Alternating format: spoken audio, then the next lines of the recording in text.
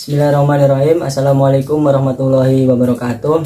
Alhamdulillahirrahmanirrahim. Allahumma sholli ala sayyidina Muhammad wa ala ali sayyidina Muhammad. Yang saya hormati Bapak Didin Ridwanuddin selaku dosen pengampu keterampilan berbahasa dan kelas 5 yang saya banggakan. Alhamdulillah di sini kami dari kelompok 3 akan mempresentasikan hasil diskusi dari kelompok kami yang bertemakan aneka situasi pelibat menyimak, meningkatkan daya simak dan memilih bahan menyimak yang menarik perhatian. Kelompok 3 itu sendiri beranggotakan yang pertama ada Faza Sania Putri dengan NIM akhir 043, yang kedua Daudah Ahmad Syafi'i dengan NIM akhir 065 dan Fadia Faiza dengan NIM akhir 066. Baik, materi yang pertama yaitu aneka situasi pelibat menyimak. Nah, di sini kita harus ketahui dulu apa sih arti menyimak itu tersendiri. Menyimak adalah suatu proses yang mencakup kegiatan mendengarkan bunyi bahasa, mengidentifikasi, menginterpretasi, menilai, dan mereaksi atas makna yang terkandung di dalamnya. Menyimak melibatkan pendengaran, penglihatan, penghayatan, ingatan, dan pengertian. Bahkan, situasi yang menyertai bunyi bahasa yang disimak pun harus diperhitungkan dalam menentukan maknanya.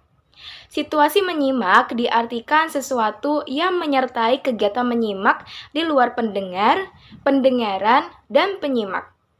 Situasi tentu saja menentukan keefektifan dalam menyimak.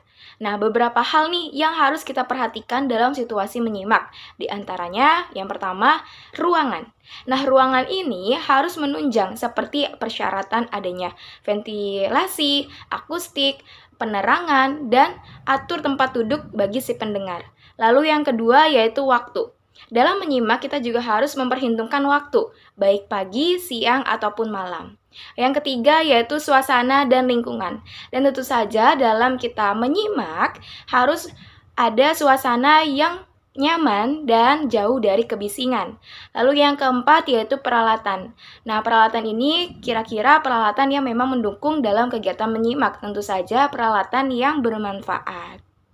Selanjutnya yaitu menyimak dalam kurikulum dan kehidupan. Kurikulum 2013 menyimak sangatlah penting. Kurikulum 2013 juga mencanangkan literasi sebagai pendamping pembelajaran. Literasi yang dilakukan merupakan ranah keterampilan bahasa yang salah satunya yaitu menyimak. Saat proses pembelajaran berlangsung, keterampilan menyimak digunakan untuk proses anak dalam memahami materi yang disampaikan oleh guru maupun teman sejawat, yang nantinya mereka akan bertukar informasi. Nah, dalam kehidupan sehari-hari, sangat penting juga dalam kegiatan menyimak, bahkan memerlukan kemampuan menyimak yang memadai, karena untuk memahami pesan, gagasan, ataupun perasaan yang disampaikan oleh orang lain agar tidak terjadi kesalahan dalam berkomunikasi.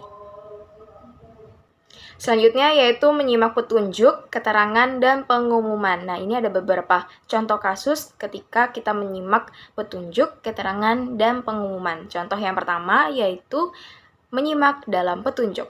Setelah diperiksa, seorang pasien menyimak dengan seksama petunjuk dari dokter. Nah, tentu saja ketika seorang pasien mendengarkan petunjuk resep obat dari dokter, itu adalah contoh dari menyimak suatu petunjuk. Lalu yang kedua, dengan antusias, para mahasiswa program studi Bahasa dan Sastra Indonesia tahun 2020 menyimak keterangan dari Bapak Dr. Andes Zaki, MPD tentang materi mata kuliah menyimak. Nah, ini tentu saja menyimak dalam artian menyimak keterangan, yang dimana mahasiswa sedang mendengarkan materi yang sedang disampaikan oleh dosen. Lalu yang ketiga, ujian nasional telah usai. Kini tiba saatnya para siswa yang didampingi oleh orang tuanya menyimak pengumuman kelulusan. Nah, ini contoh dari menyimak dalam pengumuman. Lalu percakapan dan diskusi. Diskusi merupakan percakapan ilmiah oleh beberapa orang dalam bergabung dalam satu kelompok untuk saling bertukar informasi, saling bertukar pendapat. Nah, percakapan atau konversasi merupakan aktivitas yang paling umum di antara tipe-tipe komunikasi lisan dan oleh karena itu jelas menuntut banyak sekali kegiatan menyimak. Selanjutnya yaitu laporan. Nah, laporan adalah suatu cara komunikasi di mana penulis menyampaikan informasi. Nah, sebuah laporan tentu saja meliputi urutan waktu, urutan tempat, dan urutan kejadian. Dalam usia taman anak-anak ataupun dalam usia anak MISD, tentu saja laporan bisa dilaksanakan. Seperti mereka melaporkan segala pengalaman yang mereka pernah lakukan seperti bertamasya ataupun mereka menceritakan tentang hewan peliharaannya yang baru lahir atau menceritakan melaporkan bahwa pamannya yang dari kampung datang membawa buah-buahan. Nah, itu adalah contoh dari laporan yang dilakukan oleh anak-anak di usia MISD. Nah, biasanya selama penyajian suatu laporan ini, para penyimak harus menyaring informasi. Yang terakhir yaitu radio. Menyimak melalui radio merupakan salah satu jenis menyimak secara ekstensif. Menyimak secara ekstensif adalah sejenis kegiatan menyimak yang berhubungan dengan hal-hal yang umum dan lebih bebas terhadap sesuatu bahasa. Nah, ini tidak perlu di bawah bimbingan seorang guru. Pada hakikatnya, sumber yang paling baik untuk menyimak ekstensif adalah rekaman yang dibuat oleh guru itu sendiri, baik dari sumber siaran radio, televisi, dan sebagainya. Baik, materi yang selanjutnya yaitu meningkatkan daya simak. Baik, materi yang saya paparkan yang pertama yaitu ada aneka pengalaman audio mempertinggi kemampuan menyimak. Media pembelajaran suatu sarana bagi siswa dan siswi yang dapat digunakan untuk proses menyalurkan pesan atau informasi dari guru ke siswa atau sebaliknya dari siswa ke gurunya, sehingga dapat merangsang pikiran, perasaan, perhatian, dan sedemikian rupa sehingga proses pembelajaran terjadi. Dengan demikian itu dalam proses pembelajaran mengajar media sangat diperlukan agar siswa atau siswi dapat menerima dengan baik. Media audio adalah yang dapat didengar saja atau media yang hanya memiliki unsur suara seperti radio dan rekaman suara. Selanjutnya yaitu menurut Herudin ada 4 jenis media pembelajaran yang dapat digunakan dalam mempelajari bahasa Indonesia, yaitu audio, audiovisual, cetak, dan multimedia. Penggunaan media audio diharapkan juga dapat meningkatkan kreativitas dan keterampilan guru dalam memilih dan menggunakan media dalam proses pembelajaran, sehingga proses pembelajaran akan lebih menarik bagi peserta didik. Di samping itu, pengguna media audio dapat meningkatkan daya serap peserta didik terhadap materi pembelajaran. Baik, selanjutnya yaitu ada aneka kegiatan peningkatkan daya simak. Ada 3. Yang pertama yaitu meningkatkan dan mengulang materi yang diberikan. Melalui latihan ini, siswa diharapkan dapat mengucapkan dengan baik hasil simakan, mengulang dialog, meniru pelafalan dengan tepat, meningkat kata dan frasa, lalu menggunakannya dalam percakapan. Yang kedua yaitu menyimak dan menjawab pertanyaan tujuan. Melalui kegiatan ini, siswa diharapkan dapat meningkatkan dengan baik bahan simak dan membuat simpulan yang utuh. Yang terakhir yaitu menyimak interaktif. Dengan menyimak interaktif, siswa memiliki kesempatan untuk menguasai dan menumbuh kembangkan kemampuannya dalam 4 kompetensi, yaitu linguistik, sosiolinguistik, dan strategi kompetensi. Materi selanjutnya yaitu memilih bahan menyimak yang menarik perhatian. Pertama ada duolog dan dialog. Duolog merupakan suatu situasi kelompok 2 orang atau kelompok kecil di mana masing-masing memperoleh giliran berbicara, tapi tidak seorang pun yang menyimak. Contohnya itu seperti di sekolah, masjid, gereja, maupun pemerintahan. Sedangkan dialog yang berasal dari bahasa Yunani yaitu dialogos yang berarti percakapan. Dialog itu melibatkan penyimakan kepada orang lain seperti halnya pada diri sendiri. Dalam dialog ini dibutuhkan keterampilan berbicara dan keterampilan menyimak yang tinggi. Salah simak dapat menggagalkan maksud kedua belah pihak.